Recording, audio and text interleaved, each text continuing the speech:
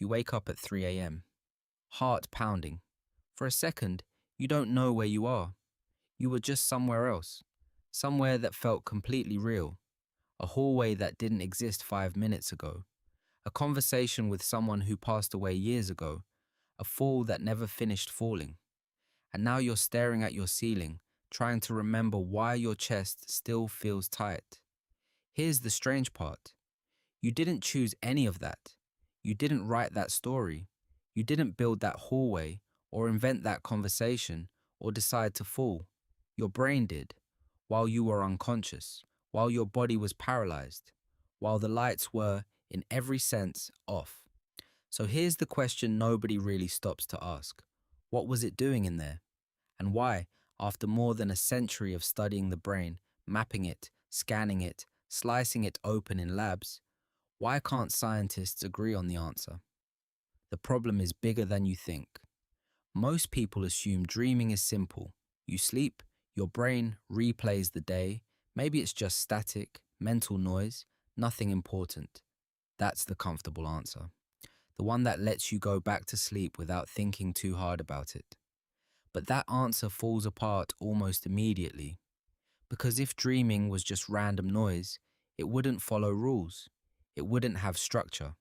It wouldn't have characters, settings, plots, even emotional arcs.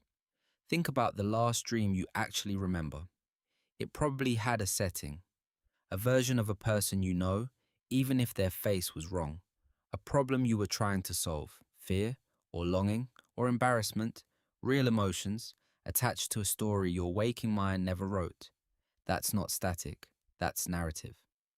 And here's where it gets uncomfortable for science. You cannot watch a dream happen. You cannot point a camera into someone's skull and see the images. Every single piece of evidence about what a dream actually looked like comes from one unreliable source, a half-asleep human being trying to describe something that's already dissolving in language that was never built to describe it. Imagine trying to study a country you can never visit. You can only interview people the moment they leave its borders, and by the time they're talking to you, they've already forgotten most of what they saw. That's dream science. For decades, that was the only tool researchers had. So the first real problem isn't why do we dream? The first real problem is how do you scientifically study something that disappears the instant you try to examine it? A body that switches itself off. To understand how strange dreaming really is, you have to look at what's happening to the rest of you while it occurs. During the part of sleep most associated with vivid dreaming, what scientists call REM, rapid eye movement sleep, your brain becomes almost as electrically active as it is while you're awake, almost. But your body does something your waking body never does. It paralyzes itself. Not loosely, not partially. Specific neurons in your brainstem actively shut down the signals that would let your arms and legs move. It's called rhematonia, and without it, you would, in theory, act out whatever your brain is imagining. Punching, running, climbing. Some people's brains fail at this. It's called REM, sleep behavior disorder. And the people who have it genuinely throw punches in their sleep, fall out of bed, injure the person next to them, all while their mind insists it's defending itself from something terrifying. Which raises the next problem. If dreaming matters enough that your body builds a paralysis mechanism around it, why does the content of dreams look so absurd? Why are you sometimes back in a school you haven't seen in 15 years, talking to your childhood dog, who is somehow also your co-worker? If this is important, why does it look like chaos? In 1953, at the University of Chicago, a graduate student named Eugene Asarinsky was watching his 8-year-old son sleep, hooked up to an early brainwave machine, when he noticed something nobody had documented before: periods during the night, where the boy's eyes darted rapidly beneath his closed eyelids and his brain activity spiked as if he were awake. This was the formal discovery of REM sleep. For the first time, researchers had an external, measurable signal that correlated with dreaming. It looked like a door had opened. Wake someone during REM and they report a dream most of the time. Wake them outside of it and they usually report nothing or something vague and fragmented. Finally, a way in. But almost immediately, the door started showing cracks. People reported dreams outside of REM sleep too, just less vivid, less often. So REM wasn't the cause of dreaming. It was correlated with it, but not identical to it. And worse, babies spend an enormous percentage of their sleep in REM, far more than adults. Some animals, even some that seem to have very limited capacity for complex imagination, show REM-like brain states too. So now you have a new mystery stacked on the old one. If RREM sleep is so deeply built into mammals, so old, so consistent across species, but newborn humans, who have barely had any experiences worth replaying, spend the most time in it of anyone. What exactly is being processed in there? By the late 20th century, scientists had split into camps, not because they were stubborn, because each theory genuinely explained some of the evidence and genuinely failed to explain the rest. The first idea: dreams are your brain consolidating memory, sorting the day's experiences, deciding what to keep, what to discard, strengthening the important connections. There's real evidence for this.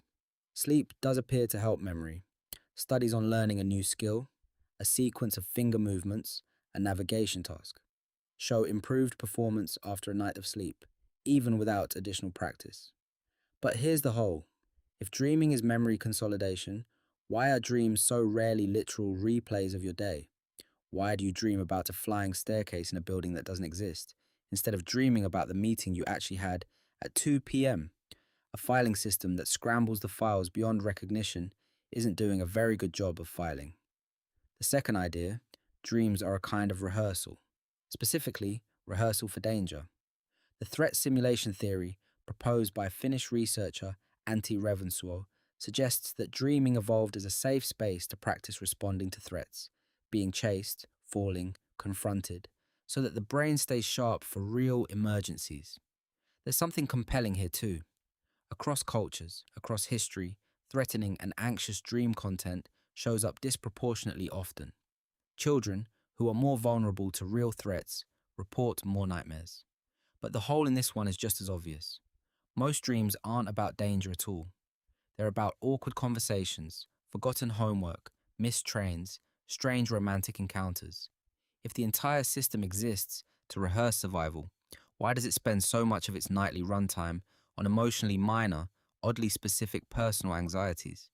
The third idea: older and stranger. Dreams are essentially meaningless side effects, byproducts.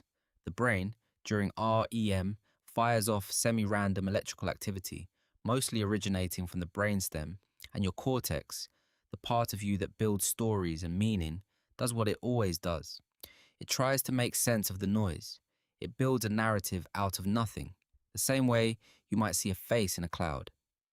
This is called activation synthesis theory, and honestly, it explains the weirdness beautifully. Bizarre, fragmented, illogical dream content makes perfect sense if the underlying signal really is closer to static than story. But then, why does dream content correlate so consistently with your actual emotional life? Why do people going through grief dream about the person they lost, often for months, in ways that feel meaningful rather than random? Why does dream content shift after trauma, in patterns specific enough that therapists use it as a marker of psychological state? Random noise doesn't usually know your biography. So now there are 3 respected, evidence-backed theories, and each one is wrong about something the others get right. This is the moment most documentaries would give you a clean answer. There isn't one. Here's where the story takes a turn most people never hear about. In the 2000s and 2010s, researchers tried something new. Instead of relying only on what people remembered after waking, they used real-time brain imaging, fMRI, to watch brain activity during sleep itself, and then cross-referenced it with reports the moment someone woke. One striking project, led by Yukiyasu Kamitani's team in Japan, trained a machine learning system to associate certain brain activity patterns with categories of images a person had been shown while awake: faces, cars, books, letters. Then They monitored the same people as they fell asleep, and the system attempted to predict, from brain activity alone, roughly what kind of imagery was present in their dreams, just before waking them to confirm it. It worked far better than anyone expected, not perfectly, not like reading a movie off a screen, but well enough to prove something important. Dream content has a detectable, decodable neural signature. It isn't just a story people invent after the fact while trying to explain a feeling. Something specific really is happening. Image by image, while you sleep. This should have been the breakthrough that finally answered the question. It's like finally getting a clear photograph of a creature nobody can identify. Here's a detail that rarely makes it into casual conversations about dreaming, and it might be the strangest piece of the entire puzzle. People who are born blind, never able to see, not even briefly, still dream. But the visual content is often replaced almost entirely by other senses. Sound, touch, even smell become the dominant material of the dream narrative. This tells you something important. Dreaming isn't fundamentally about vision. Vision is just the loudest sense for sighted people, so it dominates the dream the same way it dominates waking life. It's no longer just, why do we see strange things while asleep? It becomes, why does the brain need to build an entire simulated self at all, every single night, for an audience of exactly one? Knowing how something happens is not the same as knowing why it happens. Scientists know quite a lot about the how. They know roughly which brain regions activate during dreaming. They know the chemical systems involved, the drop in certain neurotransmitters, the unusual mix of high cortical activity paired with bodily paralysis. They can detect, with imperfect but real accuracy, some of the content of a dream from the outside. But why requires answering a much harder question. What is this for? What problem does it solve that justifies the cost of running it, every night, for every human being, for as long as our species has existed?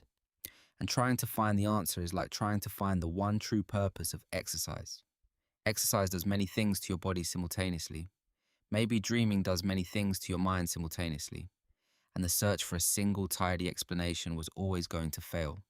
Others go further, and this is the part that tends to unsettle people the first time they hear it. In other words, maybe you don't dream for a reason.